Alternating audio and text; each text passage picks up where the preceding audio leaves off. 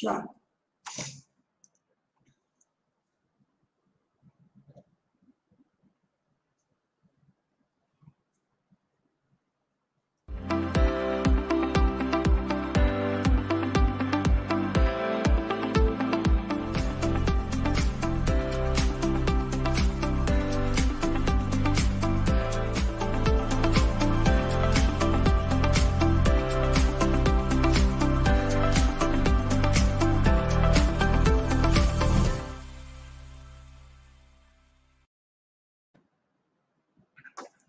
Olá, bem-vindos. Boa noite a todas e todos, colegas, arquitetos e urbanistas, colegas da cidade, internautas que estão conectados conosco agora. Eu sou Eduídes Leal, atual presidente do Conselho de Arquitetura e Urbanismo de Minas Gerais, o CAU-MG. É com muita satisfação que participamos mais um ano do Circuito Urbano, evento promovido pelo Programa das Nações Unidas para os Assentamentos Humanos, ONU Habitat. Em 2021, o foco do debate será o papel das cidades na luta contra a emergência climática, em preparação para a COP26, que acontecerá de 1º a 12 de novembro em Glasgow, no Reino Unido. O Dia Mundial do Habitat abordará o tema Acelerando a Ação Urbana para o Mundo Livre de Carbono. E o Dia Mundial das Cidades focará no tema Adaptando Cidades para a Resiliência Climática. Nesse sentido, reforçamos a importância do Conselho de Arquitetura e Urbanismo de Minas Gerais de ampliarmos as trocas de experiências em um campo multidisciplinar, transversalmente, com o objetivo de melhorarmos, qualificarmos, né, e enriquecermos nosso trabalho de arquitetura e urbanismo para todas e todos. Uma vez que devemos, né, enquanto profissionais, correlatos da área e nossos colegas, prezarmos pela qualidade do nosso ambiente natural e a sua integração com o ambiente construído e a sociedade. Ressalto a importância da inclusão social para a redução das desigualdades socioeconômicas. Estamos atentos em relação ao papel das cidades no combate à mudança climática e à recuperação da pandemia da Covid-19. Saliento ainda que o CAU-MG é uma autarquia federal. Nós temos a função de orientar, de disciplinar e de fiscalizar o exercício da profissão de arquitetura e urbanismo. Somos nós que devemos zelar pela fiel observância dos princípios de ética e disciplina da classe em todo o território nacional e também pugnar pelo aperfeiçoamento do exercício da nossa profissão. Além disso, é importante que o Conselho esteja atento às condições de trabalho para o exercício pleno da profissão. Tudo isso justifica estarmos aqui hoje realizando esse trabalho e esse debate. Queremos estar próximos dos profissionais de arquitetura e urbanismo de Minas Gerais, compreender suas demandas, para que possamos atuar de forma atenta à contemporaneidade. E para finalizar as minhas boas-vindas, a minha fala, eu registro nosso agradecimento a toda a equipe do Circuito Urbano 2021, por meio dos organizadores dessa 4ª edição, e reforçar que o CAU-MG comunga com os princípios do ONU Habitat por um futuro urbano melhor. Gostaria agora de convidar o nosso conselheiro e coordenador da Comissão de Assistência Técnica para Habitação de Interesse Social, a CATIS, o arquiteto e urbanista Lucas Leonel, para sua fala de boas-vindas. Bem-vindo, Lucas. Obrigado, bem-vindo a todos, né? Boa noite a todas e todos. Me chamo Lucas Leonel, sou arquiteto e urbanista, conselheiro do CAU-MG, coordenador da Comissão CATIS, que é a Comissão de Assistência Técnica para a Habitação de Interesse Social, né? Gostaria muito de agradecer a participação dos palestrantes de hoje, a Bela e o Marcos, né, que tiveram essa disponibilidade, né? E, além deles, também eu gostaria de agradecer a todos os funcionários do CAU-MG, os conselheiros também, em especial os da CATIS. a Rose, Manu, Fábio, Felipe, Isabela, Rafael, Marcos também, que está lá trabalhando com a gente, e demais, né? Nós trabalhamos duro pela conscientização sobre a importância da arquitetura social, né? E esperamos que esse evento contribua para mostrar a realidade de milhões de cidadãos excluídos da cidadania, sem acesso à nutrição adequada, à educação de qualidade, à moradia digna e aos serviços básicos de infraestrutura e saneamento, né? Esperamos também que as experiências de lutas e soluções que forem apresentadas hoje possam inspirar e ajudar a criar um senso de urgência, pois a situação é crítica para muitos no nosso país, infelizmente. Não podemos mais esperar, né? A hora é agora. Então, em nome da CATIS, eu desejo a todos e todas, né, um ótimo seminário, e nos colocamos à disposição para aqueles que possuem ideias, né, projetos, que queiram contribuir, né, que entrem em contato com a gente, né? As pessoas que queiram lutar por uma sociedade mais justa e igualitária vão ter o nosso apoio. É um dever da nossa instituição apoiar essas ideias. Muito obrigado.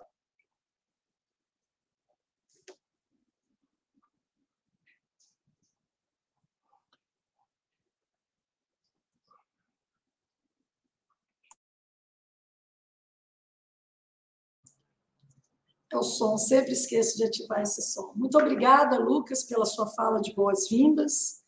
E agora nós vamos apresentar os nossos palestrantes, né, no nosso tema, que é a justiça e a inclusão no espaço urbano. Primeiro, nós vamos ter os dois palestrantes, né, falando. Gostaria de explicar a dinâmica para os nossos internautas. Eles falarão, temos duas palestras interessantíssimas aqui. Depois nós abriremos para um debate direcionado. Vocês podem, já assim que as palestras, no decorrer das palestras, irem escrevendo suas perguntas e enviando pelo chat, né, que nós transmitiremos todas para os palestrantes, né? Nós também faremos algumas provocações e algumas reflexões, né, que serão pertinentes, né, dessa transversalidade, né, com o trabalho que o Conselho também desenvolve nessa área. Temos aqui hoje, com o maior prazer, a vereadora Bela Gonçalves, né, uma lutadora popular. A Bela, ela tem 32 anos. Prazer, bem-vinda, Bela. A Bela... Obrigada, gente. Boa noite. Boa noite. Bem-vinda. Obrigada por ter aceito o nosso convite. É um prazer tê-la aqui hoje. Muito importante a sua presença aqui, né? O seu trabalho vem sendo desenvolvido em Belo Horizonte, né? A Bela é mulher lésbica, cientista política, educadora popular e doutora em ciência política pela UFMG e pela Universidade de Coimbra, em Portugal. Atualmente exerce o segundo mandato pelo PSOL, né, na Câmara de Vereadores de Belo Horizonte. Na Câmara Municipal, a sua atuação é marcada pela defesa do direito à cidade, atuando na proteção dos direitos humanos, das periferias, das ocupações urbanas, vilas e favelas, dos trabalhadores informais, na luta das mulheres e das diversidades LGBTQIA+, na defesa da agroecologia. Aí vamos falar sobre isso, né, nas nossas interfaces territoriais, essa importante ação que é a agroecologia urbana, e no enfrentamento à mineração. Deixo a palavra com a nossa Bela Gonçalves, bem-vinda, fique à vontade.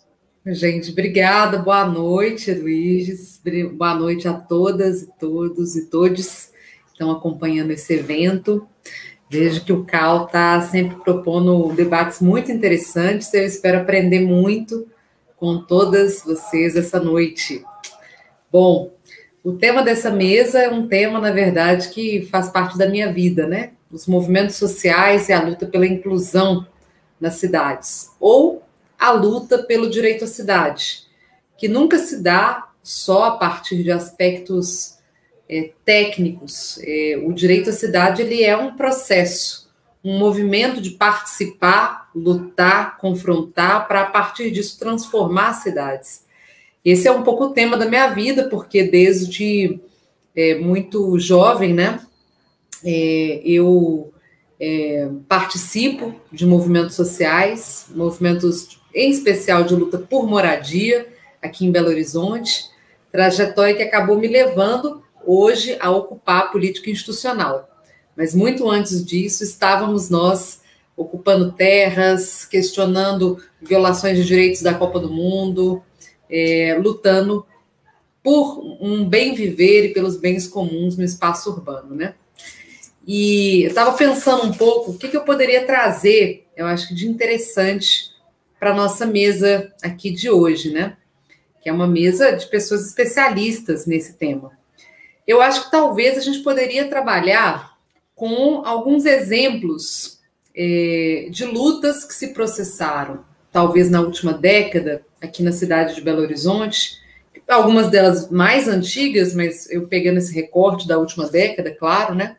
Para poder mostrar como que os movimentos sociais, ao processarem demandas por inclusão e por direito à cidade, ou seja, direito de acessarem a cidade, mas não só de acessarem, mas de construírem e conceberem como a cidade vai ser, produzem inovações, às vezes mais radicais, mais interessantes do que aquelas que o próprio poder público ou mesmo os técnicos conseguiram produzir.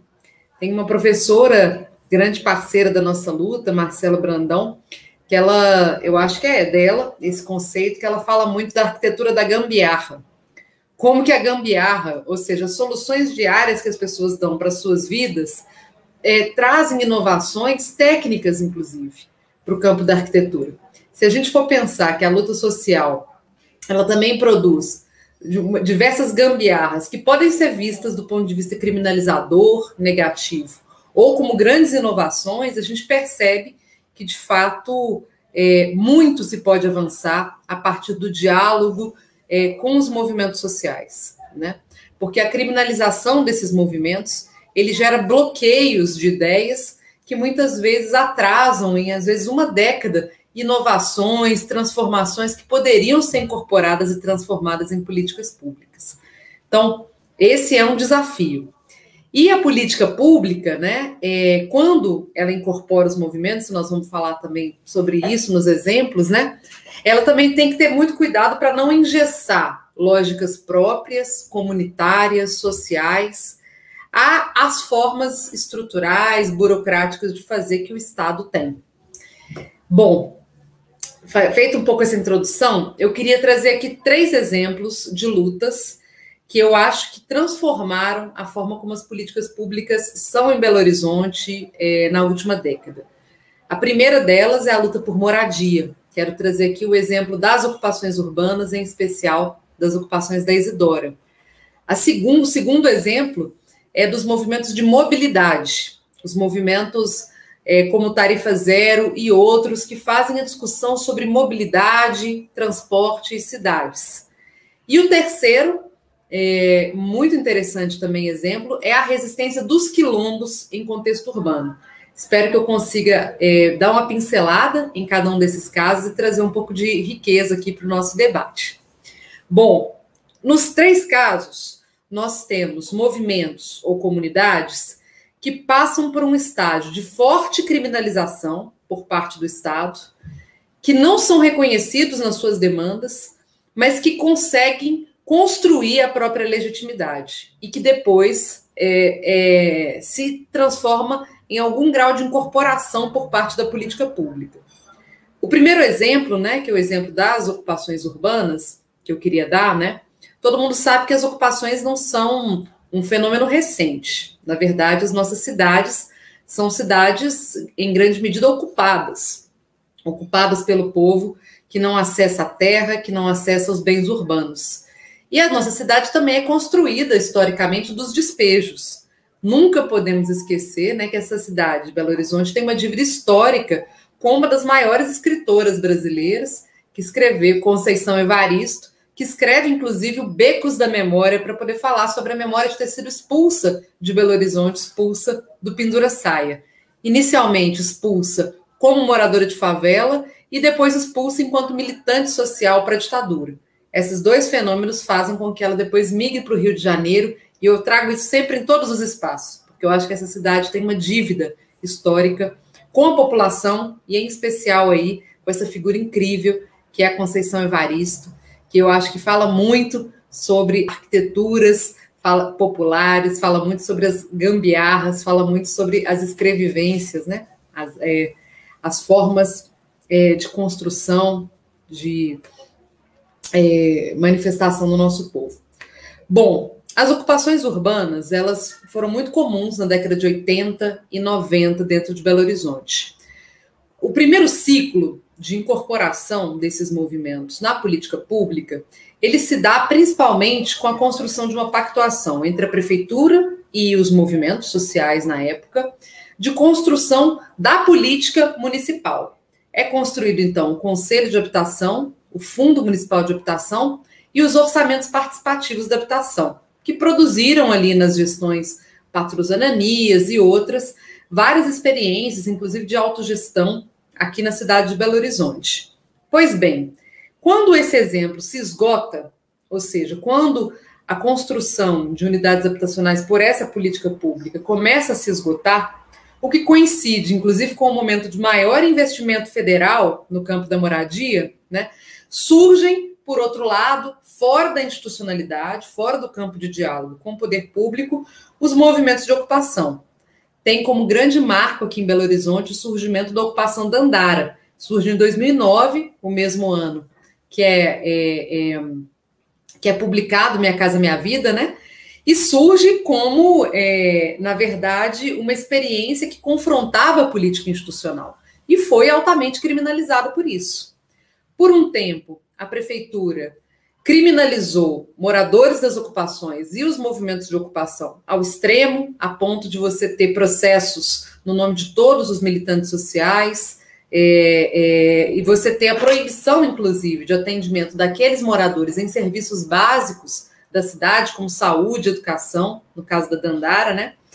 E uma política também de tentar rivalizar aqueles movimentos que tinham se legitimado na década passada, né, movimentos de moradia, rivalizar eles e as ocupações urbanas, como se a pauta da moradia não fosse comum aos dois, como se houvesse ali uma contradição entre os dois, como se o problema da ausência de construção de moradias da cidade fosse dos moradores das ocupações urbanas que estão furando a fila da política habitacional, e não do poder público, que não vinha aplicando os instrumentos de política urbana ou dando soluções reais para a provisão habitacional nas nossas cidades. Fato é que depois da ocupação da Dandara, ocupação de quase 2.000 famílias, né? Ela se consolida e resiste, várias outras ocupações passam a pipocar por toda parte, por toda a cidade de Belo Horizonte, né? Então a gente tem Irmã Dorothy, Camilo Torre, o Vale das Ocupações no Barreiro, que é uma regional aqui de Belo Horizonte.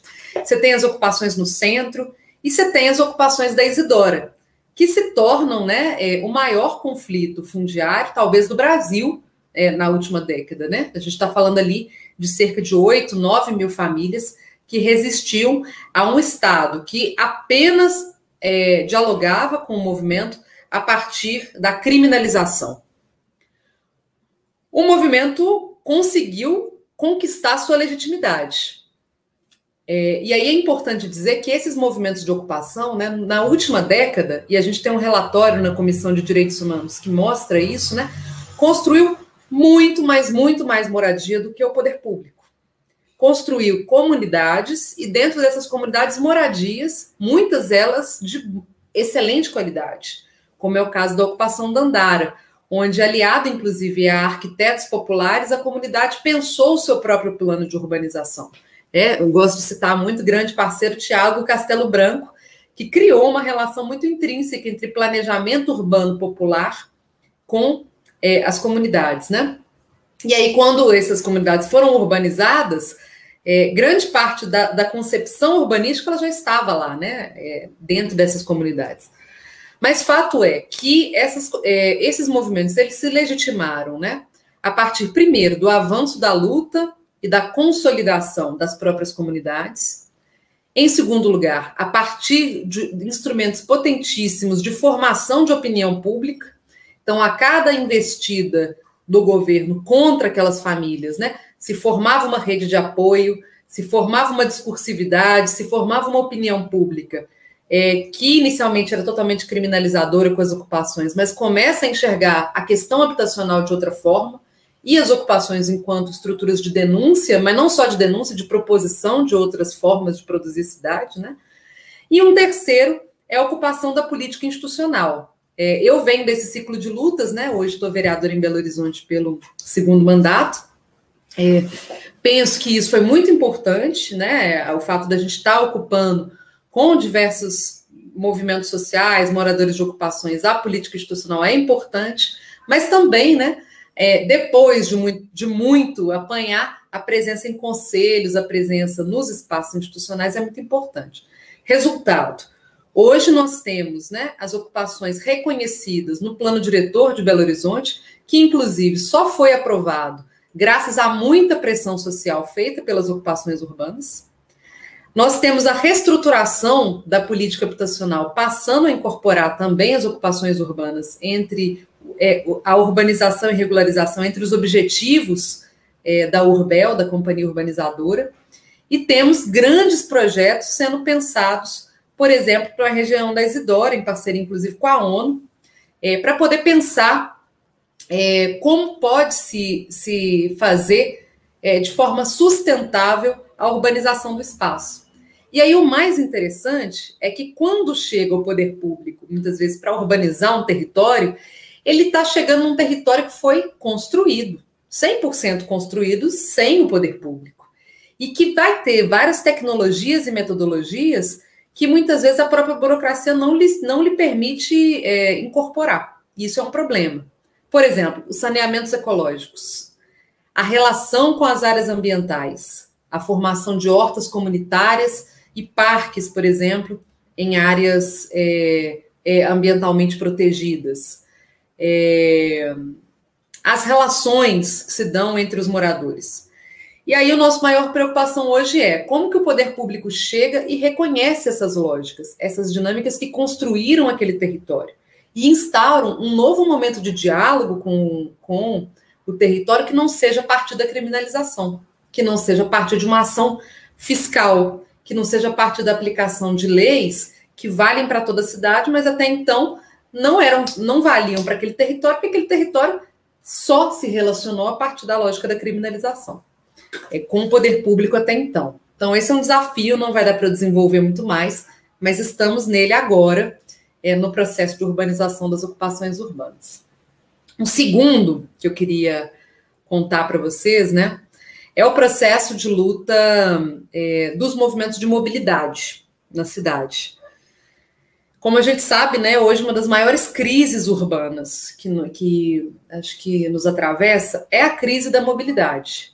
Nós temos um sistema de transporte público, mais privado que público, que hoje, né, reduz o número de passageiros a cada dia com a ascensão dos aplicativos e com a piora da qualidade, e a cada vez que reduz o número de passageiros, aumenta o preço da passagem, piora-se a qualidade do serviço como forma de tentar manter o lucro das empresas e aumenta-se o número de carros e motos nas ruas. É o que a gente chama de ciclo vicioso do transporte público, né? Ou do caos que hoje está o transporte público e que se evidenciou muito na pandemia, né? A pandemia, ela escancarou a crise estrutural de mobilidade que tem a ver com o modelo rodoviarista, que tem a ver com a cultura do carro, mas que tem a ver também com os contratos e com a forma como a cidade foi privatizada, entregue na mão das empresas de ônibus.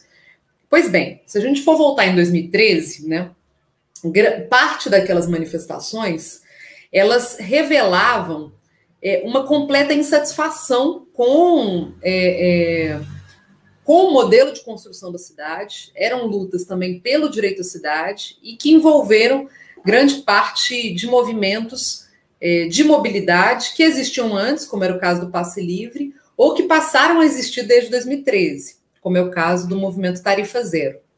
Bem, esses movimentos, né, por quase uma década, né, foram para manifestações nas ruas, apanhada a polícia militar, não conseguiram nunca que suas ideias fossem ouvidas pelo poder público e falavam coisas que ninguém escutava.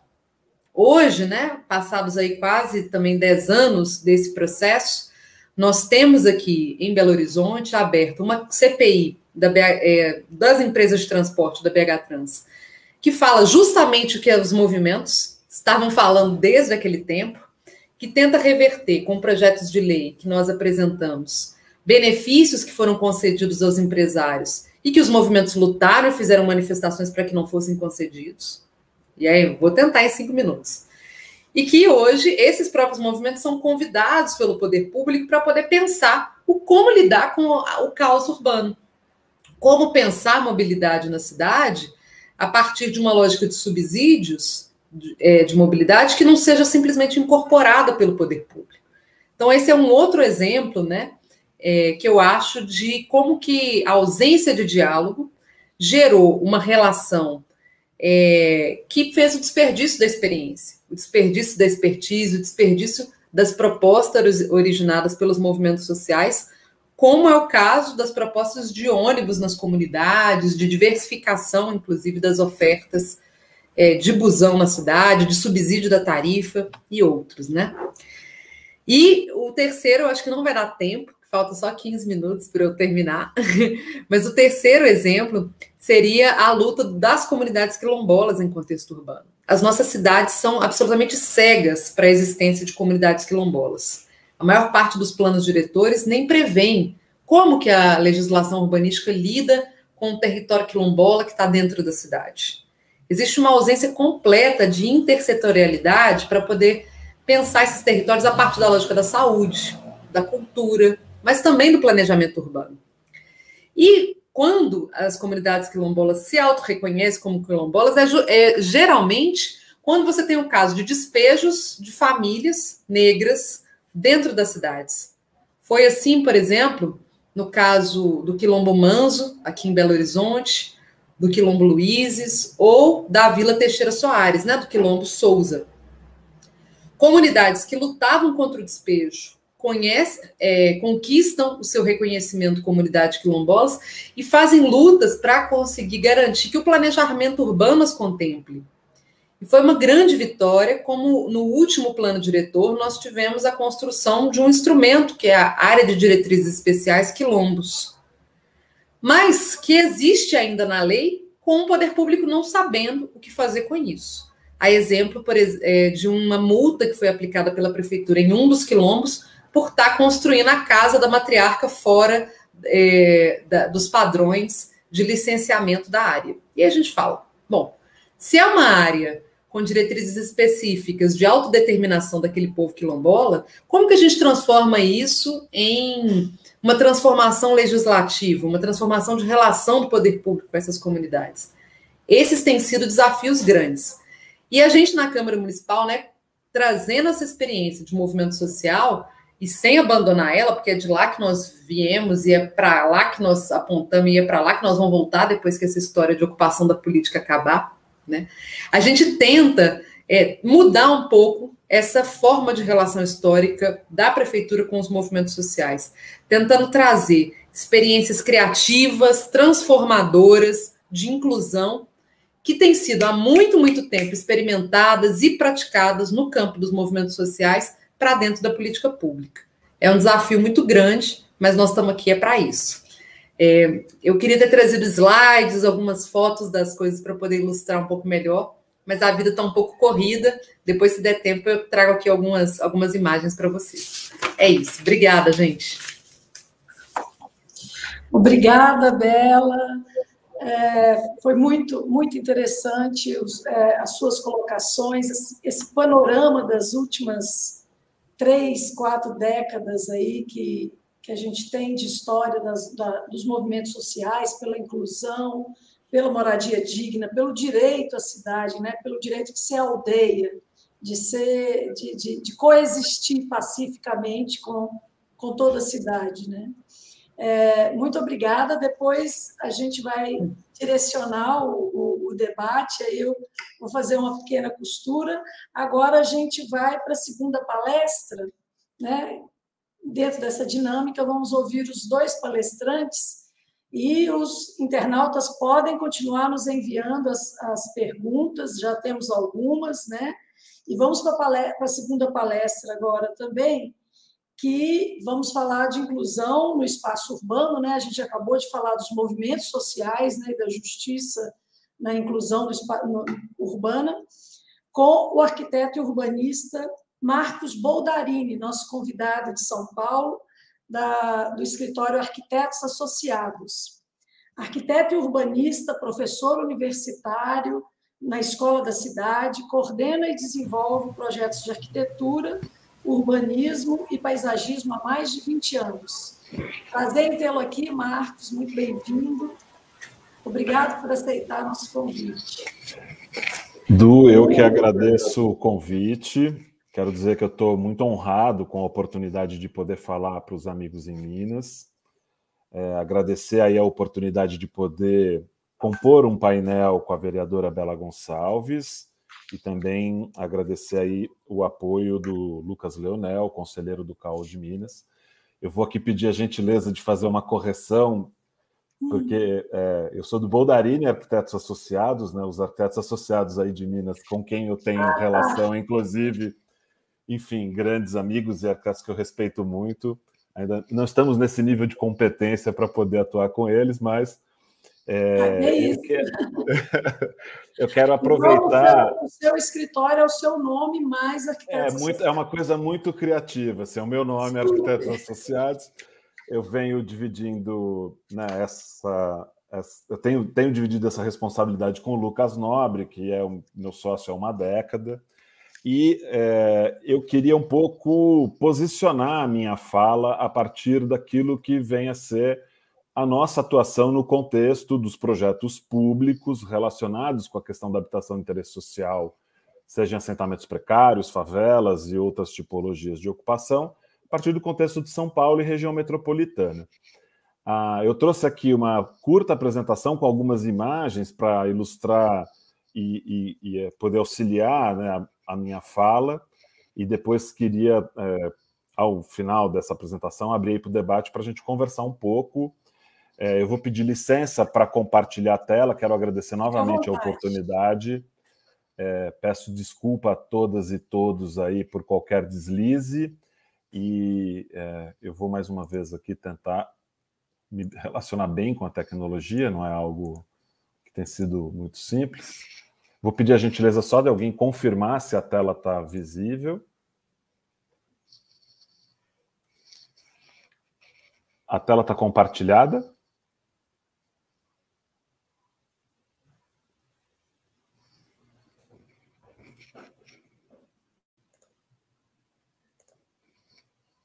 Tá bom, Flávia, obrigado. Bom, continuando aqui, né, vou tentar fazer uma fala que aproxima o trabalho do Boldarini Arquitetos Associados ao nosso tema, que é lidar com a justiça e inclusão social no espaço urbano.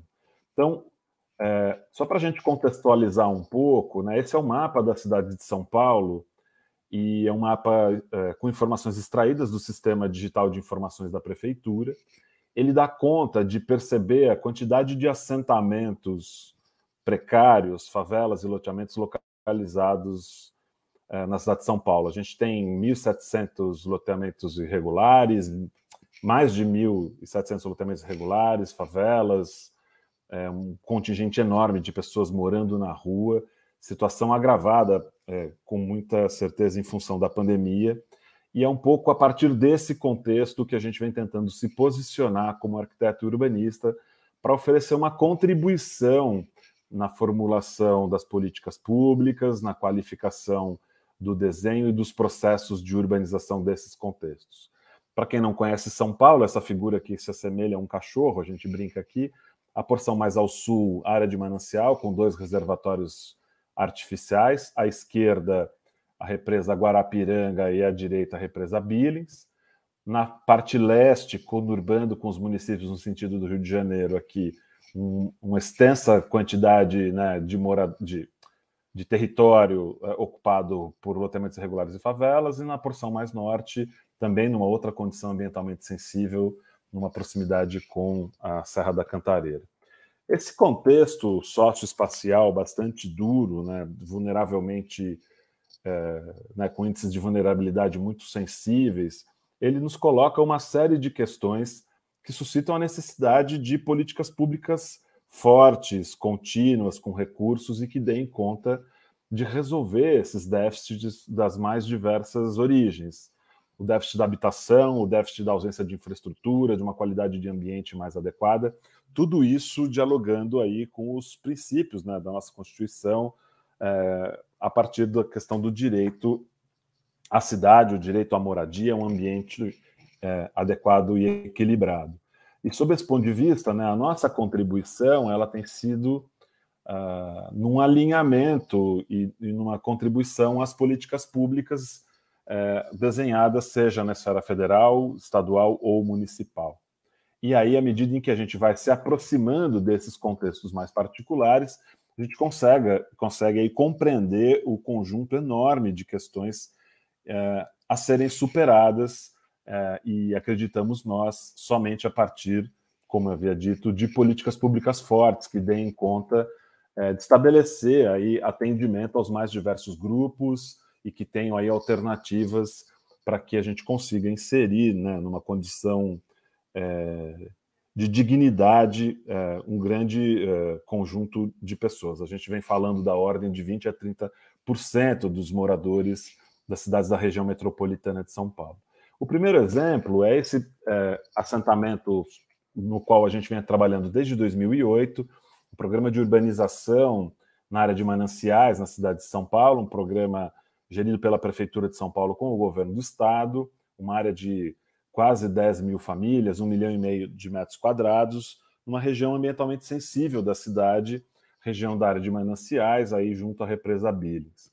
E esses projetos que vêm sendo desenvolvidos, sempre observando as questões da legislação municipal, os parâmetros colocados pelas políticas públicas, e aí é importante fazer aqui uma parte dizendo que os escritórios de arquitetura, nesse contexto, na nossa visão, eles têm limitação, do ponto de vista da sua atuação nesses contextos, haja vista que aquilo que determina, né, a atuação no município tem sido colocado pelas políticas públicas que podem, obviamente, e devem, né, ser avaliadas a sua competência ou não. Então, nesse sentido, a ideia de que os projetos tentam reconhecer essas pré-existências territoriais, né, fazendo desses bairros que se constroem há décadas uma verificação daquilo que é possível de ser reconhecido como parte da cidade formal, legal, enfim, dependendo da maneira como queremos qualificá-la, que se insiram num contexto daquilo que são as infraestruturas mínimas para o seu funcionamento, né, redes de água, abastecimento d'água, coleta de esgoto, drenagem, supressão das áreas de risco, oferta de equipamentos, espaços urbanos qualificados, etc. E nesse contexto, né, a nossa atuação, entendemos que ela se coloca como um ponto em uma linha enorme. Então, o projeto de arquitetura, urbanismo e paisagismo, ele se insere em um processo de urbanização, e acho que essa é uma compreensão importante, porque somente do ponto de vista físico não se reverterá esses problemas verificados das deficiências do ponto de vista da renda, da baixa escolaridade, questões que têm que ser superadas com uma política integrada e que abarque aí objetivos e estratégias de governo que entendemos necessárias para uma mudança efetiva desses contextos. E aí um pouco como a gente vem lidando, né, no entendimento dessas dinâmicas, entendendo que os projetos precisam ser desenvolvidos especificamente para cada um dos lugares, que estabeleçam diálogos com esses grupos residentes, que reconheçam aí suas potencialidades e problemas e que, de uma maneira bastante delicada, se coloque aí como um bordado, construindo tessituras e uma nova visão de futuro para esses contextos que permitam, né, a partir do reconhecimento desses contextos locais, qualificar esses bairros como parte efetiva das cidades, né? entendendo que há produção de renda, há produção de tecnologia, há atividades que extrapolam a lógica de um conhecimento raso de bairros dormitório. Então, a gente está falando efetivamente de partes da cidade que precisam ser reconhecidas, inseridas num contexto das políticas públicas e dos serviços. E esse processo de aproximação e reconhecimento dos lugares, que precisa aí do seu tempo necessário para entendimento dessas dinâmicas estabelecidas no território, nos faz permitir e ofertar soluções de projeto que dialoguem com essas demandas específicas dos grupos locais ou que compreendam, inclusive, como no caso do Cantinho do Céu, a sua inserção em um contexto maior, haja vista que a Represa Billings banha 6 municípios dessa porção da região metropolitana de São Paulo.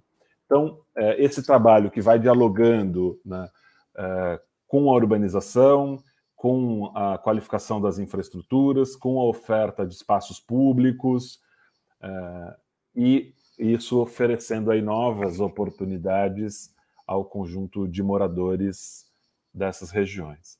E aqui uma outra alternativa que se apresenta de projeto para um município também na região sul da região metropolitana de São Paulo, no município de São Bernardo do Campo, também uma intervenção colocada no programa Mananciais, contudo, com contornos diferentes, haja vista que a demanda pelo projeto chega para o município através do orçamento participativo. Então, naquele momento, a Prefeitura de São Bernardo praticava orçamento participativo, esse grupo de lideranças comunitárias, dentro ali do espaço democrático colocado, reivindicou e conseguiu eleger a sua demanda como parte da política pública para aquele momento, situação com a qual a gente conseguiu construir aí um trabalho com a participação popular muito mais franco e extenso, atingindo aí um grande número de pessoas. Entendemos que a importância de trazer esse projeto para o debate é de compreender como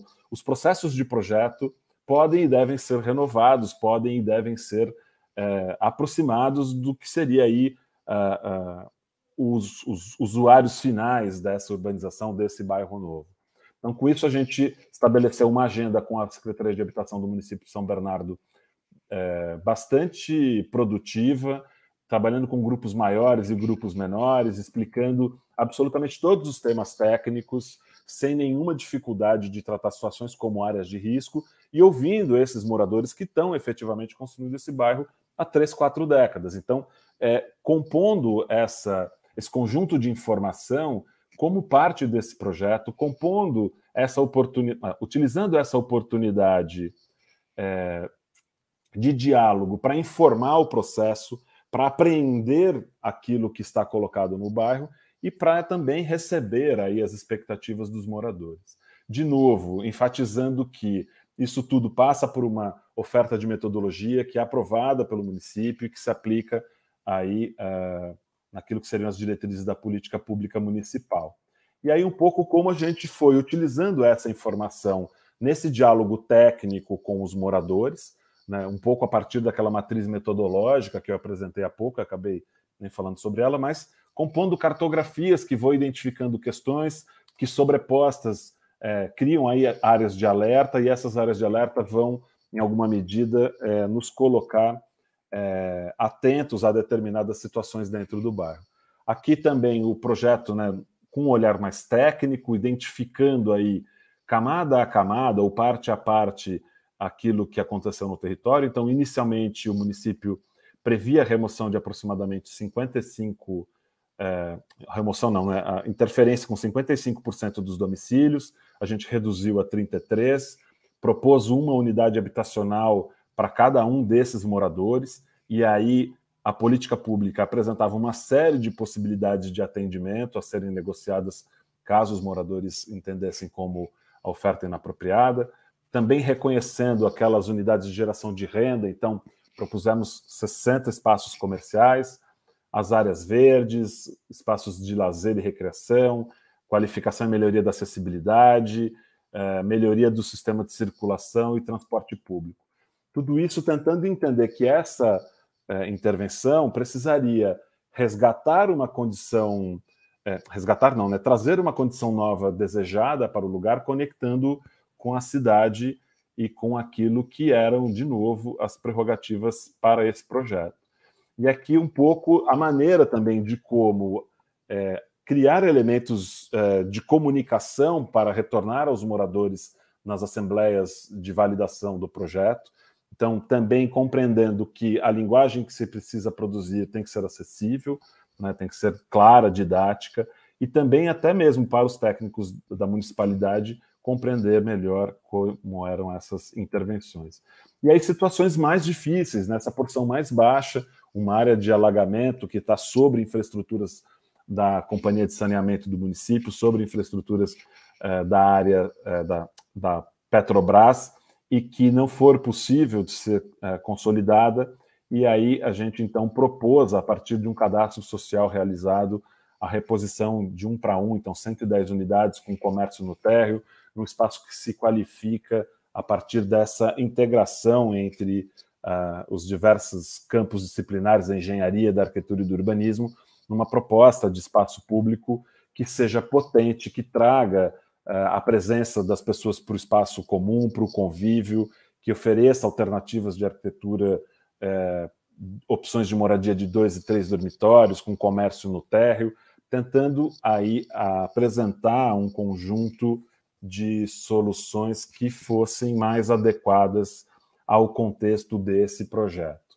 Então, encerrando um pouco aqui as imagens e quase já encerrando a minha apresentação, eu queria só colocar um pouco a importância da nossa contribuição dentro desses processos de urbanização, contudo, reconhecendo que a arquitetura e o urbanismo tem suas limitações, sob o ponto de vista da capacidade transformadora, que elas serão efetivas se somadas a outras políticas públicas setoriais que qualifiquem e melhorem a condição de renda, a questão da oferta de serviços públicos, da melhoria dos índices de vulnerabilidade social e assim por diante. Eu queria um pouco colocar essas questões, eu acho que o debate pode ser mais produtivo para todos nós. Quero novamente aí agradecer a oportunidade e devolvo a palavra aí para a Du Leal para que a gente possa prosseguir com o evento. Muito obrigado mais uma vez. Nós que agradecemos. Obrigada, Marcos. Muito bacana essas suas imagens, essas intervenções. E dá para a gente unir aqui, eu queria falar um pouquinho, né, alguns minutos antes da gente passar para o debate, as minhas observações, antes da gente começar a direcionar as perguntas. Quando a Bela falou da questão da criminalização dos movimentos sociais, né, e criminalização de povos e de grupos que já estavam no local, né, que já estavam construindo e concebendo a cidade espontaneamente, de uma forma solidária, né, num convívio, eu enxergo isso com uma importância muito grande no reflexo do nosso Estatuto da Cidade. Eu acho que depois da nossa Constituição Cidadã, né, a partir de 88, a gente até comemorava ela a cada ano, né, essa semana ela acabou de fazer, né, 30 e poucos anos, mas atualmente já se distanciou um pouco dela, ela também já foi modificada, muitas vezes até para pior do que ela foi criada, né? Outras ela foi melhorada, mas a partir de 2001, quando a gente consegue ter o Estatuto da Cidade, eu acho que a gente começa a cruzar os conselhos que foram criados na década de 90, que antes da Constituição Cidadã, eles existiam como movimentos de luta e de resistência. Na época em que eu estudava na escola de arquitetura e que a gente trabalhava com os movimentos sociais e também com as escolas, né, da Fafiche, da Escola das Ciências Sociais, eram movimentos quase clandestinos de luta urbana contra a mineração, de luta ambiental, e depois da Constituição começam-se a vislumbrar os conselhos participativos. A Bela citou o prefeito Patrus Ananias e seu vice, Célio de Castro, que depois veio a ser prefeito. Nós tivemos uma sucessão de prefeitos progressistas, né? E a gente começa a dialogar os setores populares, o setor técnico e os setores empresariais, né, com o poder público, o executivo e o legislativo como moderadores dessa conversa. É sempre difícil esse exercício. Nós temos pouco tempo que a gente faz esse exercício. Na verdade, a gente não tem uma tradição de escuta, né? Nós tivemos muita repressão, tivemos muito trabalho para chegar onde nós estamos, e eu acho que a gente ainda é jovem nessa construção urbana.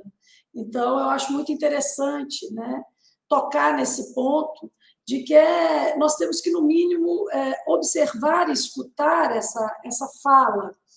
E aí, contrapondo, né, assim, a todo respeito a essa pré-existência, a essas organizações espontâneas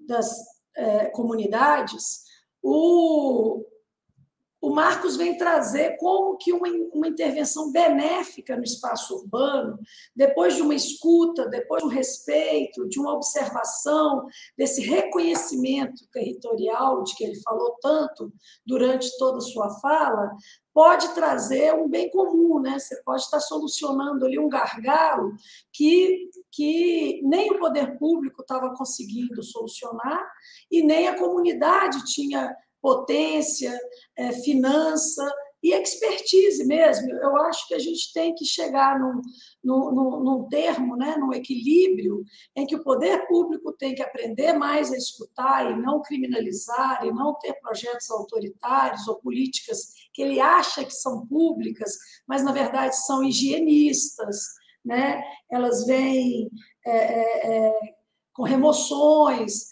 Aí o Marcos falou que de uma remoção maior, depois com a negociação consegue-se remover menos, consegue-se um caminho do meio. Então, eu acho que é um trabalho a muitas mãos. Eu acho que é um entender a cidade coletivo, e sempre passando pela política, não só participativa, mas também colaborativa. Eu acho que a gente está um pouco mais além do que só a participação. É a colaboração também, é usar toda essa potência da inteligência, da simplicidade, até às vezes, do leigo, né?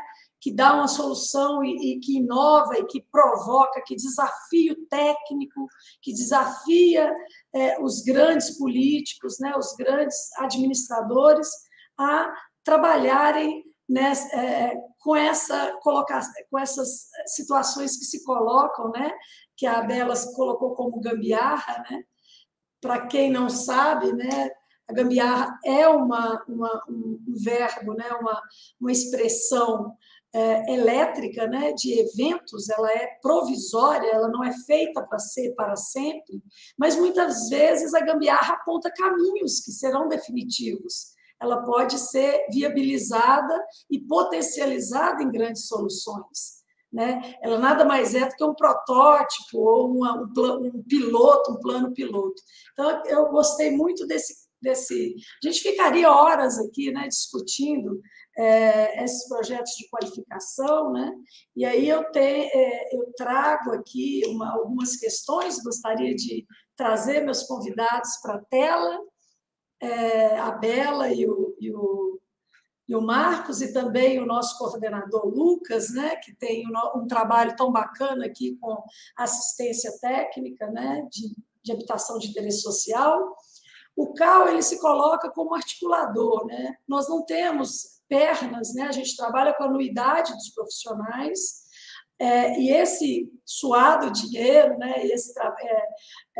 Nós trabalhamos para fiscalização, para mediar as questões éticas, né?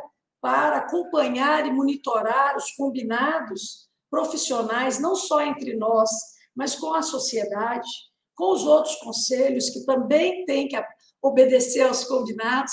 Nós estamos aí numa grande discussão de conselho, né? Com a atitude do Conselho Federal de Medicina frente à Covid, frente as questões de tratamentos da pandemia, né? Então, o Conselho ele tem uma responsabilidade muito grande de se posicionar, não só tecnicamente, como politicamente, como um mediador entre a sociedade, os profissionais e os agentes. Então, nós temos aqui um pouco de cada, né?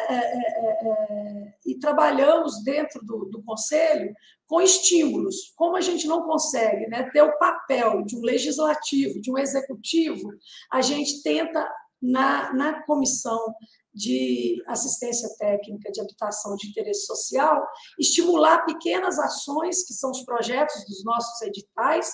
Acho que vale a pena falar aqui. O CAL tem feito isso no Brasil inteiro. Então, aqui a gente já está com mais de 20 ações em 4 anos de editais. Cada estado tem feito suas boas práticas, tem premiado, né, e ajudado a financiar esses projetos de escritórios, de movimentos sociais, pastoral de rua, associações de periferia, de comunidades, no sentido de mostrar que dá certo, que tem condição disso virar e de ganhar escala, de trabalhar em grande escala. Então, eu gostaria de fazer essa costura, que eu acho que acabou que uma palestra ela vem mostrar um pouco na prática, né, essa escuta, esse reconhecimento territorial. E, gente, não tem condição de ir para frente sem diálogo. Não dá para planejar a cidade sem haver uma ampla combinação de todos os setores. Não é só o mercado imobiliário que pode ditar o território. A gente vê o fracasso aí quando o capital e o dinheiro e o mercado imobiliário pauta. Os melhores terrenos, as melhores áreas vão para uma pequena parcela da população. Cada vez mais a gente vê nossas populações trabalhadoras indo para a periferia, para cidades dormitórios, para bairros distantes do seu trabalho. Aí você cria aquele grande imbróglio da mobilidade, que é praticamente insolúvel, e vamos totalmente contra aquela cidade ideal de você estar a 15 minutos do seu trabalho, de você resolver a maioria das suas necessidades básicas dentro do seu bairro, né? Que seria a saúde, a habitação, a escola, a educação, a convivência com a sua comunidade, respeitando a origem de cada um. E isso se extrapola, inclusive, na questão cultural, né, Bela? Eu faço parte do Conselho de Patrimônio. A briga do patrimônio também se soma à briga das comunidades, né? No Conselho de Patrimônio de Belo Horizonte, a gente batalha pelo reconhecimento dos quilombos, dessa transversalidade, né, da cultura, com respeitar as matrizes que regem, né, as diversas áreas do território. Então, a gente já tem aqui algumas, eu vou passar para as perguntas, né? Gostaria de fazer várias da minha parte.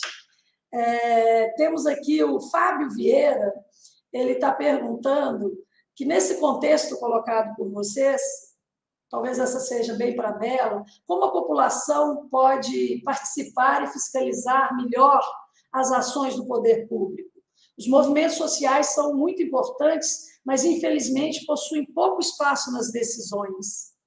Eu acho que essa pode ser para a Bela começar respondendo. Vou fazer mais umas 2 aqui, para depois passar para vocês. O Ariel pergunta, Bela, vê algum progresso no acesso à informação de que a cidade e moradia são direitos? Para você, quando é que profissionais de arquitetura e urbanismo devem iniciar sua atuação?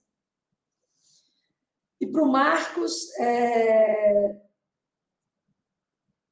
a Rita Lopes pergunta se esse projeto não foi implementado, quais foram os principais obstáculos. Eu só não sei, você mostrou mais de um projeto, né, Marcos? Eu não sei qual que ela está falando. Ela deve estar falando do projeto para São Bernardo do Areião.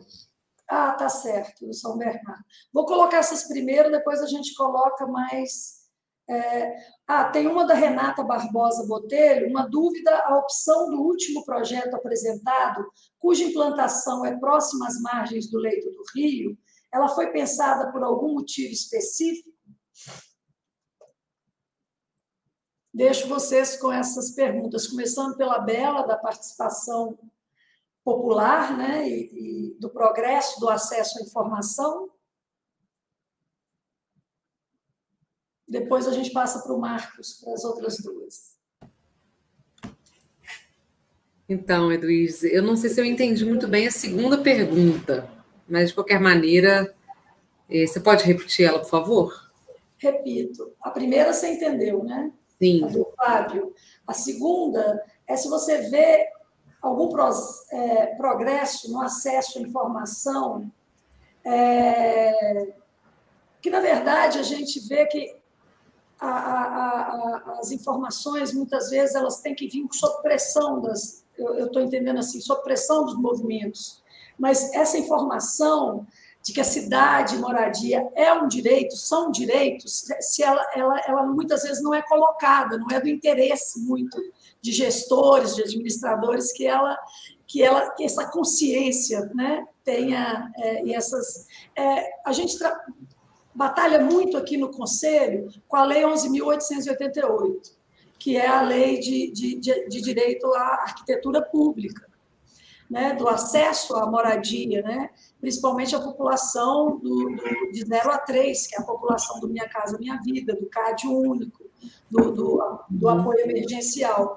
E, muitas vezes, as prefeituras, de uma maneira geral, e a gente fala de Minas Gerais no Brasil inteiro, elas não têm interesse que a população tenha esse acesso a esse direito, né?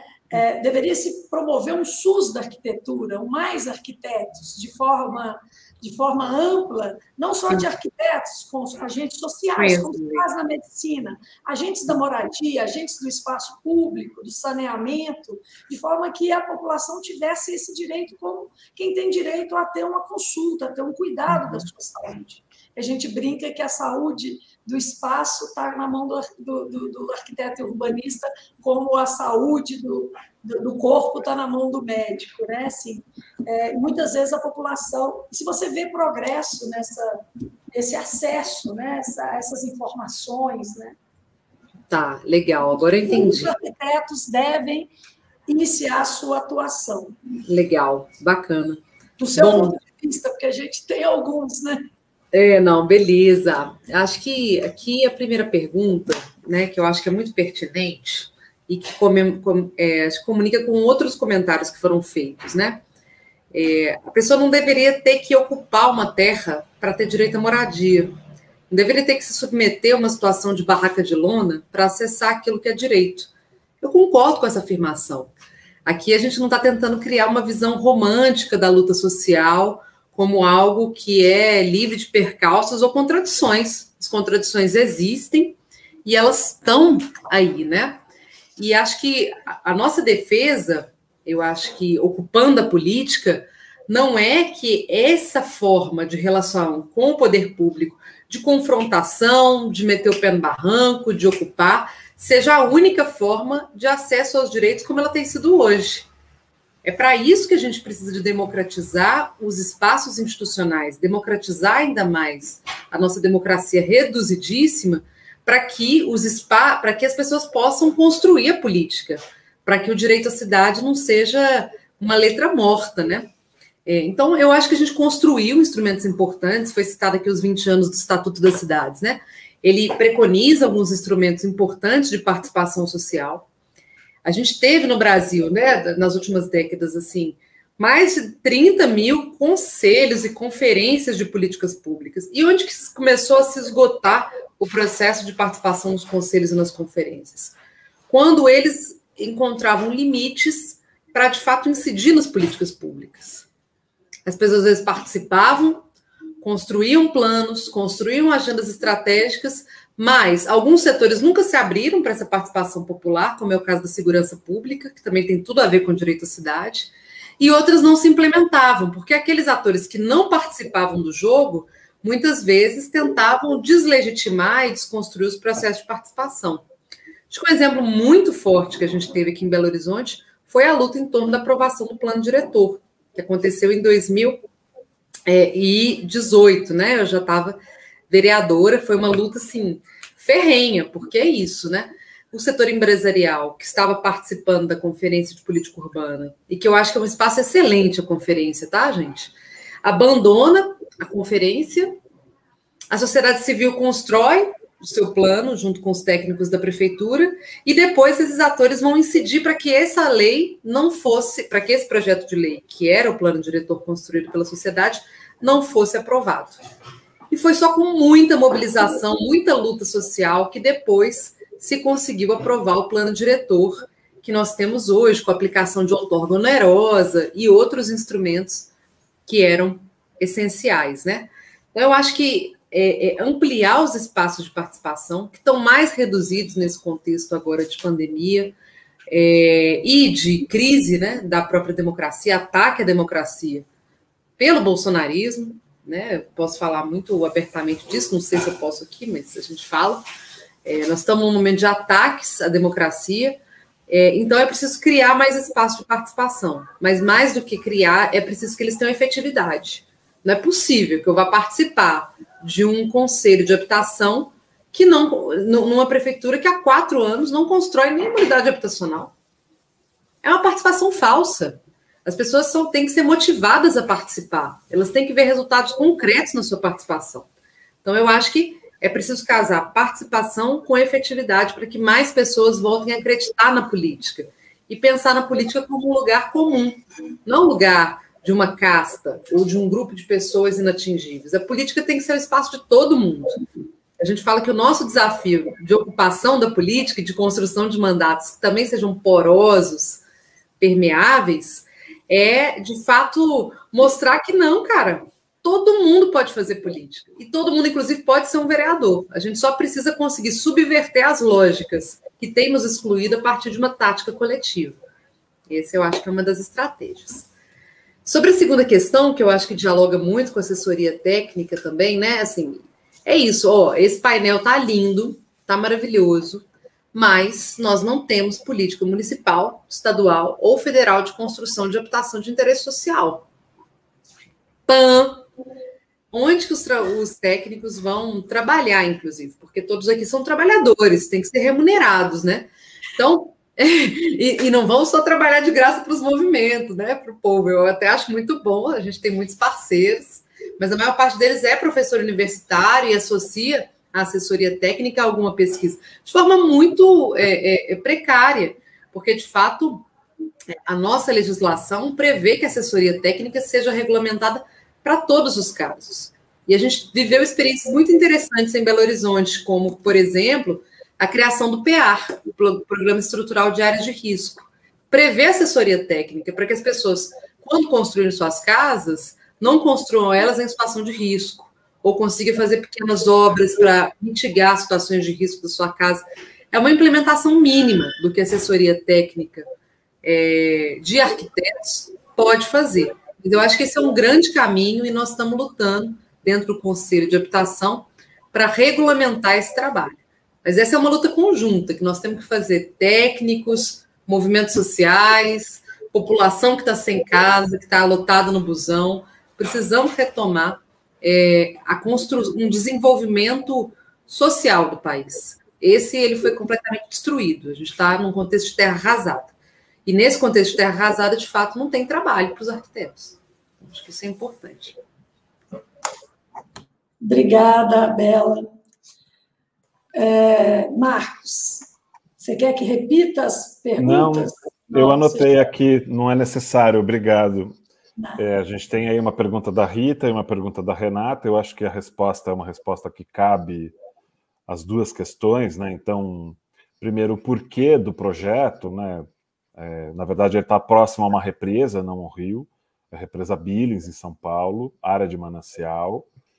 É um conjunto de 4 comunidades, 3.300 famílias aproximadamente, e esses assentamentos eles estão classificados numa prioridade do Plano Municipal de Habitação de São Bernardo do Campo e foram colocados como prioridade na política a partir, como eu havia dito, de uma decisão de alocação de recursos no orçamento participativo, que é uma ferramenta que eu gosto muito, assim, que eu acho que ela traduz e leva também, do seu ponto de vista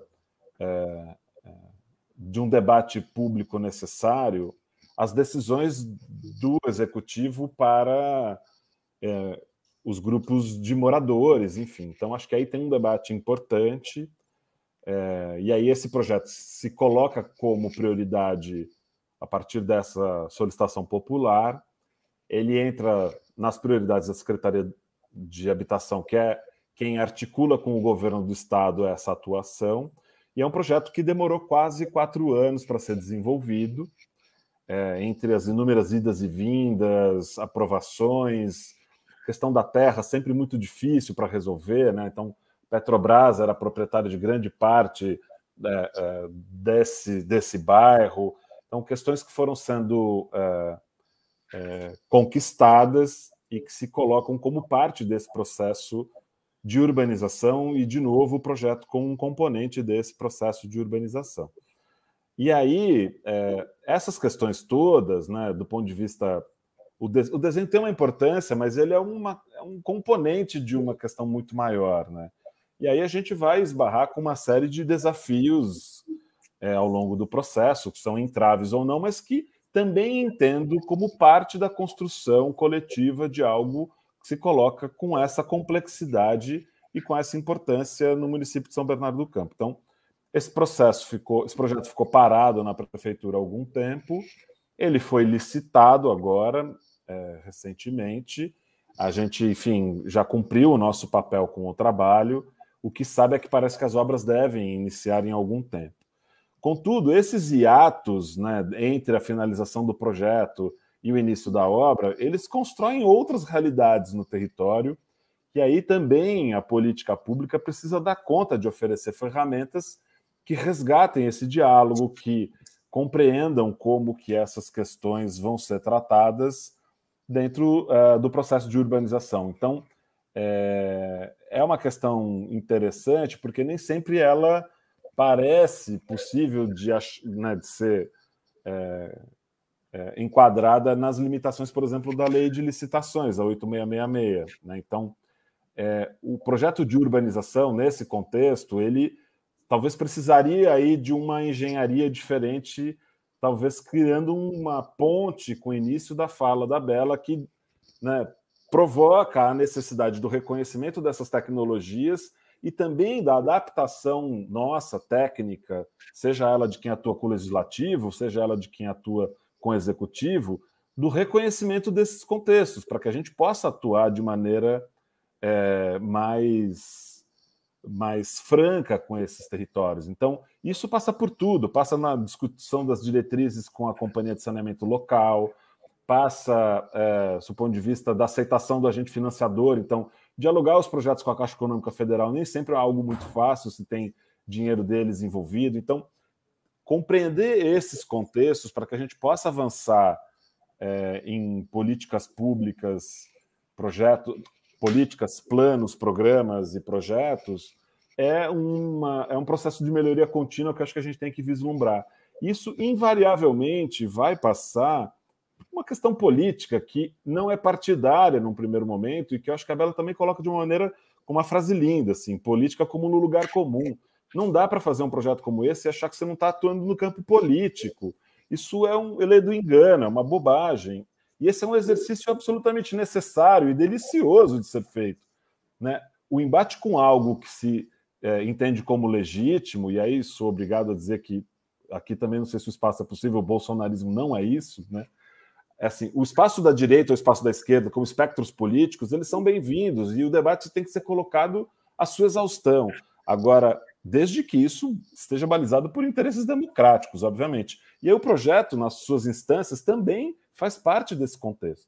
Né? O projeto dialoga com a política com os planos e programas e assim por diante, e isso vai esbarrar na Câmara dos Vereadores, porque as leis passam pela sua aprovação, o orçamento do município é aprovado na Casa Legislativa, então esse ambiente é importante que a gente compreenda como necessário da nossa participação, seja como cidadãos, seja como profissionais da arquitetura e do urbanismo que quer discutir cidade, que quer discutir a melhoria da qualidade de vida das pessoas, porque o pano de fundo é esse para a gente, né? Tá certo. Muito bom. Marcos, eu não li uma segunda pergunta da Renata, que eu acho que ela tem uma preocupação com a questão da margem do leito do rio.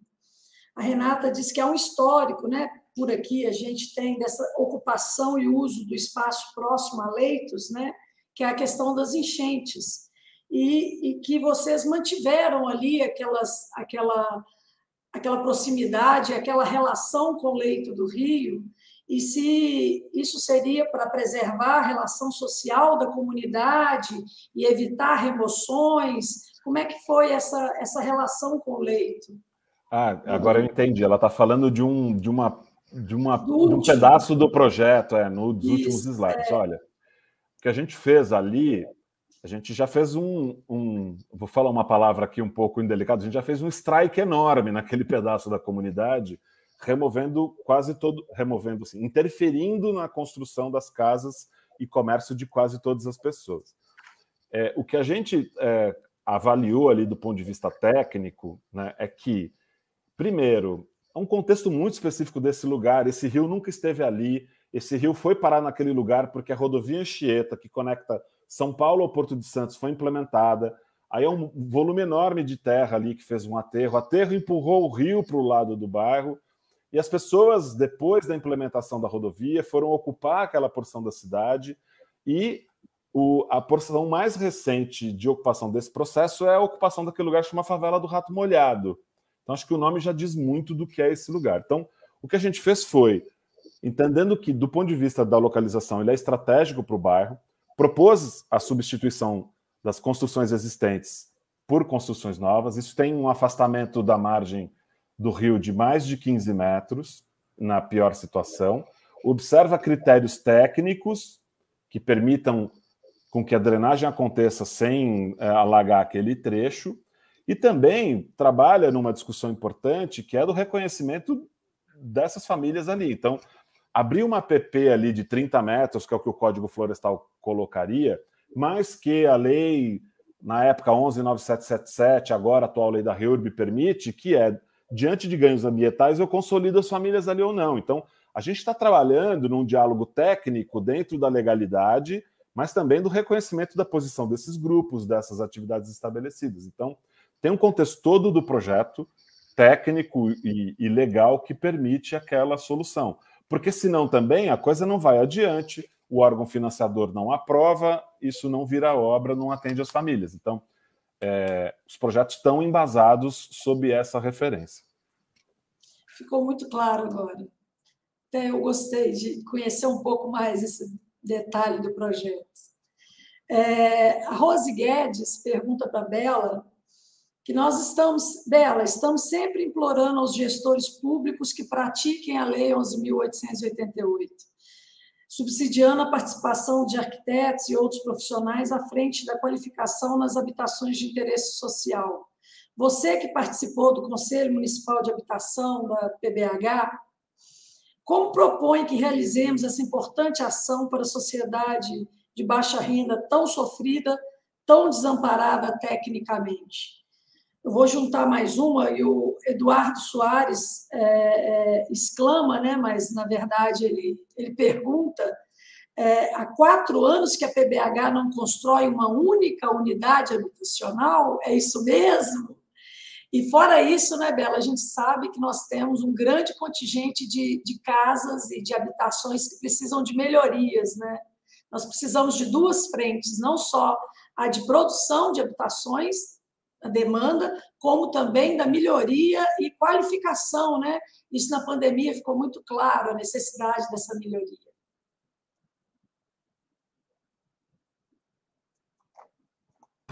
Vamos lá.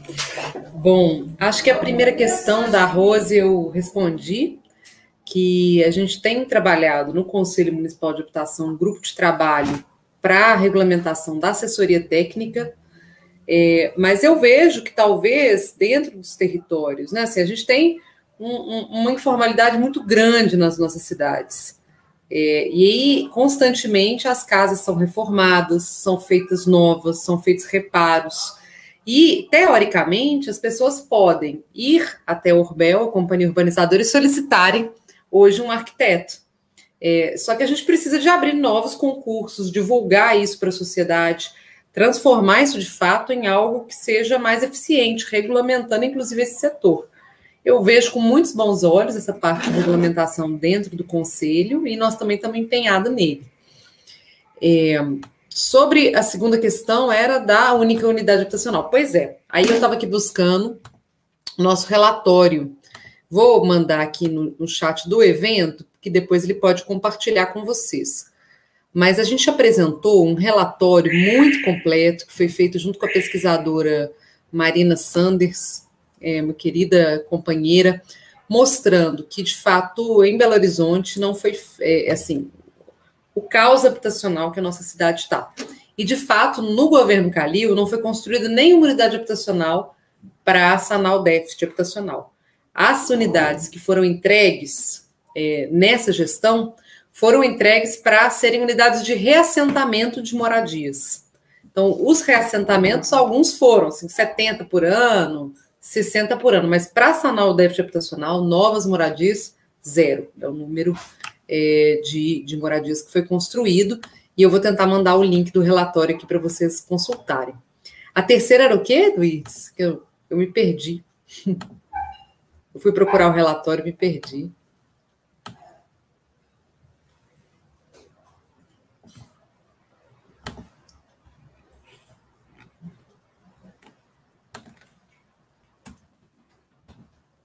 Opa, meu microfone estava desligado, desculpa. Eram essas mesmo, não tinha uma terceira, não. Tá certo, eu vou mandar aqui no chat do evento, para depois vocês divulgarem.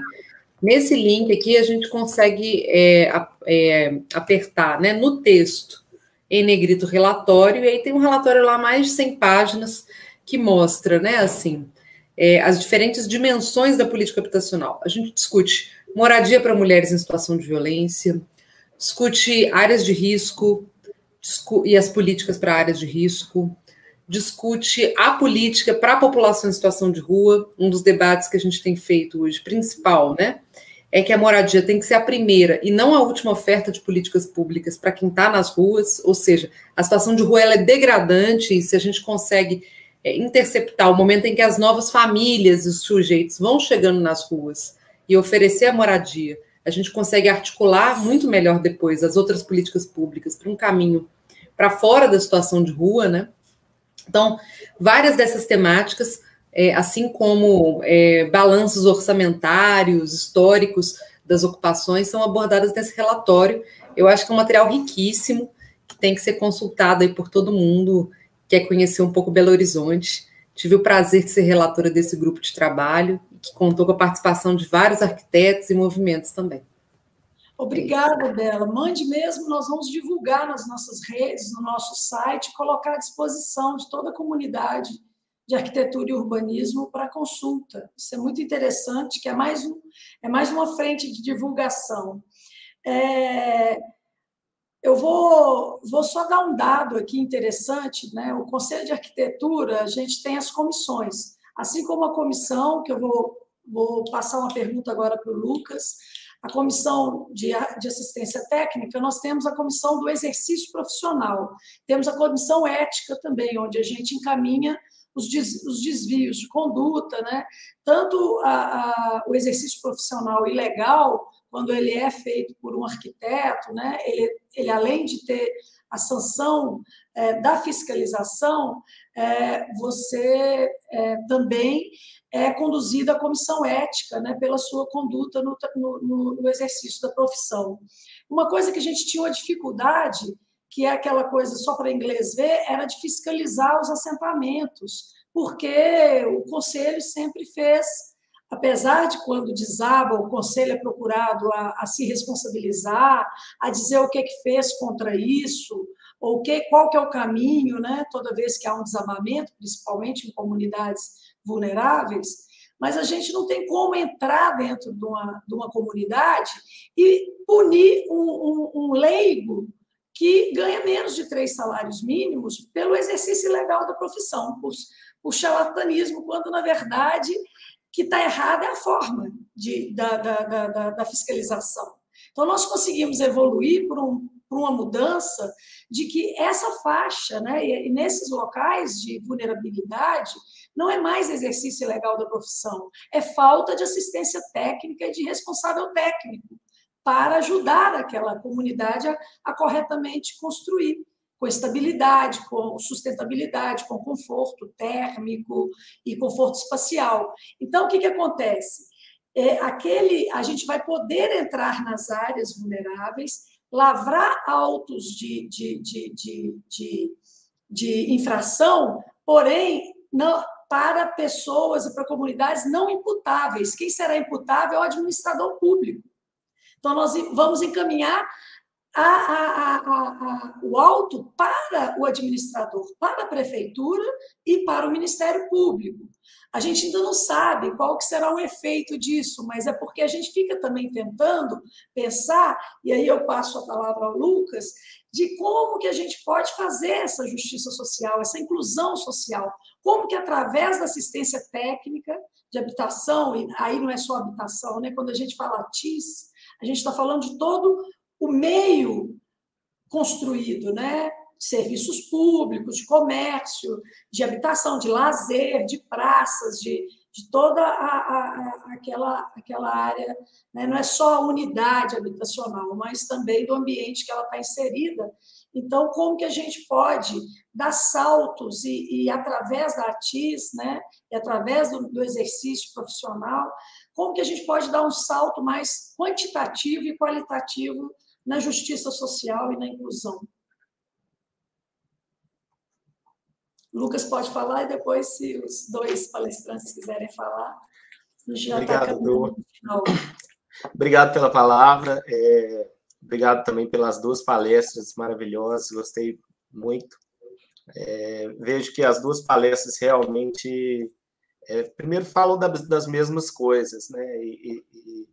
E no fim, falam de ATIS e de arquitetura, né? Tentando responder essa pergunta, né, assim, apesar de ser uma pergunta direcionada, eu acho que ela fala muito da nossa profissão arquitetura, né, que é a profissão do generalista, né, a profissão do técnico, né, do arquiteto, que ao mesmo tempo ele é técnico, mas ele também é artista, ao mesmo tempo ele é planejador, mas ele também é um trabalhador social, né? É a pessoa que consegue dar valor, que consegue trazer benefícios, entendendo as necessidades locais, as necessidades gerais, etc. Né? Pensando dessa forma, né, como um arquiteto humanista, generalista, mas também técnico, né, eu acredito que a ATIS pode, sim, trazer valor para essas áreas, né? Trazer essas áreas também que muitas vezes estão deslocadas, né, estão excluídas da malha urbana, por exemplo, né, pessoas também excluídas da cidadania, né, que é uma coisa muito triste que a gente percebe hoje no Brasil, né. A gente pode, sim, com o trabalho do arquiteto, identificar essas demandas, né, oferecer assistência técnica e trazer essas pessoas, as áreas, através da arquitetura, através do nosso trabalho, da nossa profissão, né, de volta para o meio social, para o convívio, etc. E, inclusive, valorizar, né? A gente pode... São áreas que, muitas vezes, quando a gente consegue realmente uma requalificação urbana bem-sucedida, as áreas passam a ser valorizadas também, né? Então, eu vejo que é muito importante. A gente pode conseguir trabalhar a questão da terra, né? A questão das pessoas, trabalhar a questão da regularização da terra, né? Eu acho que também não podemos deixar, acho que a gente pode trabalhar também essa questão de acabar com o tabu da terra, né? Igual a Bela falou muito hoje, a gente vê as pessoas são condenadas, né, antes de terem direito à terra, né? E isso se torna um tabu, as pessoas não podem conversar a respeito, né, da posse da terra. Por quê, né? Por que não se pode conversar sobre vários temas, né? Então, eu acredito que sim, que a ATIS, através do nosso trabalho, pode, sim, identificar, trazer humanidade. Eu acho que disso se trata a arquitetura. Humanidade e técnica. Não sei se eu respondi, mas obrigado pela palavra. Obrigada, Lucas. Eu acho que é isso, complementa, e a própria regulamentação através do Conselho, né, e da batalha na Câmara para essa regulamentação, né, porque aqui tem outras, né, o Ariel pergunta como ampliar essas oportunidades de atuação, porque a gente sempre está com essa pergunta coçando e esse bichinho na cabeça da gente. Como é que a gente dá o salto dessa atuação localizada nas comunidades? Como que a gente sensibiliza a sociedade toda? Como que a gente sensibiliza os gestores públicos? Como é que a gente consegue dar um salto em escala, né? Eu acho que isso tem a ver muito, o Marcos falou, né? Não adianta a gente fugir, somos políticos, eu acho que os arquitetos e urbanistas, eles têm que estar mais envolvidos com a Câmara, com os conselhos, com a administração pública, né? A gente tem que estar mais junto dos movimentos sociais. Acho que todas as decisões são políticas, não adianta. O próprio exercício profissional é político, né? Eu acho que trabalhar, eu acho que às vezes uma mudança, né? Assim, é muito chato falar que o Conselho fiscaliza, mas infelizmente nós temos que monitorar os combinados são sociais. Em várias perguntas de insatisfação dos profissionais que o Conselho faz, uma delas é falta de fiscalização, ou seja, grande parte da sociedade quer mais presença dos arquitetos, do Conselho, fiscalizando o mal profissional ou a ausência do profissional, né? Exigindo do poder público que ele esteja presente. Então, muitas vezes, uma simples mudança nas nossas resoluções, na nossa forma de trabalhar junto à sociedade, pode gerar uma resposta do poder público. E assim a gente espera. Infelizmente, eu estou sendo avisada aqui que a gente está com o tempo esgotado. Eu queria apenas passar para a Bela e para o Marcos fazerem suas considerações finais, e também para o Lucas, né?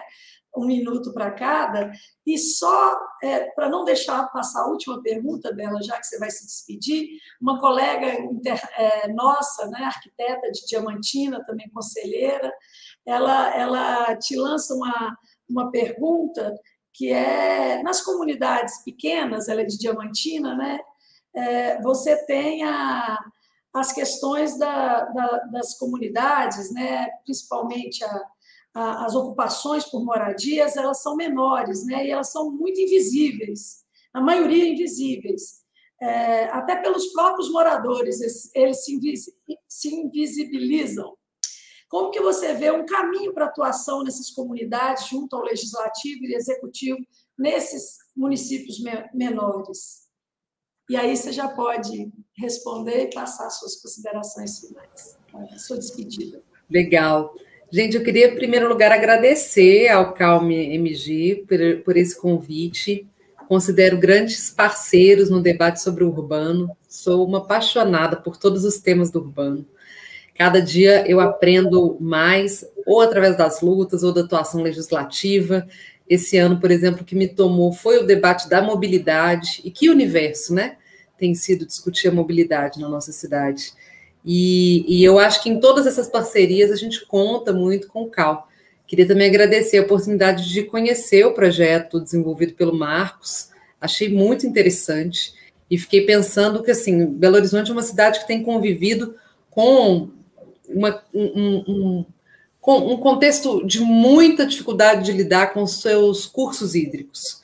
A gente vive num contexto de crise hídrica e em contextos também de enchentes e mais enchentes que precisam de projetos pensados como esse que você traz, que eu achei tão interessante. Então, uma honra dividir a mesa com você.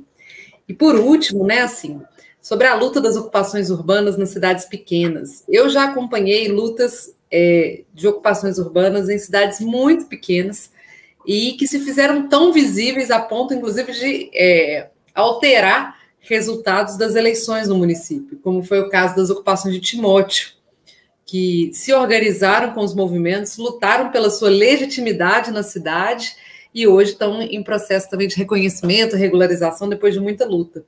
Eu acho que o que determina mais não é o tamanho da cidade, se a cidade é um pequeno município ou é um grande município. Como eu disse, né, o que tem feito as lutas que inicialmente são consideradas ilegais, informais, criminosas, se legitimarem, são 3 aspectos, e eu repito eles: formação de opinião pública, avanço da luta e seu estágio de consolidação e, aos poucos, a ocupação de alguns espaços institucionais na política. Esses 3 elementos eu acho que podem ir transformando a forma como também as diferentes lutas se processam. Uma das mais criminalizadas nas nossas cidades, e que eu acho que tem sido muito pouco debatida, inclusive no campo da arquitetura, deixo aí outro campo de interesse meu, é o trabalho informal, o trabalho ambulante. Poxa, a gente nunca está discutindo os usos do trabalhador na nossa cidade. Precisamos discutir isso cada vez mais, a partir de um enfoque não criminalizador. Esses ainda têm um avanço no seu estágio de luta diferente do movimento popular de moradia, que conseguiu, historicamente, construir toda uma legitimidade. Mas ainda tem muito que se avançar. Então, eu colocaria essas 3 questões que eu acho que são centrais, e com isso eu me despeço e me coloco à disposição sempre para tudo, de quem está aí assistindo, do CAL, para a gente lutar pela regulamentação da assessoria técnica, e vamos que vamos. Obrigada, Bela. Marcos? Não, eu quero agradecer imensamente o espaço, a oportunidade, né? Enfim, tenho grandes amigos em Minas, inclusive encaminhei aqui para o nosso grupo uma publicação que tem esses 2 projetos que eu apresentei, uma publicação organizada pelo Fernando Lara, que é um arquiteto e amigo mineiro, que é professor em Austin hoje, e queria, enfim, se vocês entenderem oportuno, deixar disponível para download de qualquer pessoa, e dizer que a gente está super à disposição para o CAL, enfim, para o legislativo, para a universidade. A gente entende que é importante que a gente compartilhe as experiências, porque as nossas cidades carecem de soluções técnicas, soluções políticas para dar conta dessa enormidade de questões que a gente tem que lidar. A Bela já citou inúmeras aí do contexto de BH, e a gente vem aqui firmes na luta no contexto de São Paulo. Então, super à disposição de todos vocês, muitíssimo obrigado. Du, Bela, Lucas e o pessoal que está nos bastidores aí. Boa noite. Boa noite, obrigada, muito obrigada. E contamos mesmo com essa troca de boas práticas e temos que cerrar fileiras, né? Lucas, suas palavras finais para despedir. Temos aí muito trabalho à frente, né, Lucas? Muito trabalho, que bom, né? E agora ainda mais motivado, né? Acredito que a realidade foi bem apresentada e os trabalhos foram ótimos também. E nos colocamos à disposição, né, Du, para recebê-los também, Bela. Se um dia quiser vir participar de uma assembleia nossa, uma comissão, o Marcos também, estejam convidados, né, para a gente trocar ideias, né? E estamos com a ideia de tentar um escritório modelo de assistência técnica. Ainda estamos batalhando ainda a questão do financiamento e tudo, mas quem sabe, né? A gente não consegue evoluir essa ideia junto com a Câmara ou com a PBH, né? Então, assim, muito obrigado a todos, aos que estão assistindo também. Foi um prazer recebê-los e saio daqui muito contente e feliz. Obrigado também, Du, pelas palavras, e foi excelente. Obrigado, Lucas. É isso aí, Bela. Nos convide para a Câmara, nos convide para os debates, inclua o Conselho, a gente tem bastante técnicos, e também a gente faz um trabalho muito legal com o Colégio de Entidades, esse escritório piloto, que a gente está trabalhando numa parceria com a SEDESI, com o Governo do Estado de Minas Gerais, estamos envolvendo as entidades, a gente deve estabelecer o primeiro escritório piloto de assistência técnica para as prefeituras e para Belo Horizonte, aqui junto com o IAB, na área do IAB, né, dentro da entidade. Então, a gente tem buscado as parcerias das entidades, do Sindicato de Arquitetos, da Associação de Escritórios de Arquitetura. Então, o colégio trabalha também para interagir com as comissões, e a gente está potencializando as ações de todos. Então, temos muito interesse de estar presentes na cena e contem conosco. Muito obrigada pela presença de vocês. E aqui nós vamos despedindo, já avançando, né, mais de 10 minutos no nosso horário, mas agradecendo a todas e todos, aos internautas, a todos que ficaram até aqui, e nós colocaremos para todos os participantes, né, nas redes e no chat, publicaremos os links enviados pelos palestrantes, né, o link do relatório que a Bela falou e também o link com as indicações e publicações que o Marcos nos deu a respeito do trabalho, para que todos possam consultar através das redes do CAL. Muito obrigada a todos, boa noite. E semana que vem temos mais um tema do circuito urbano. Espero todos. Obrigada.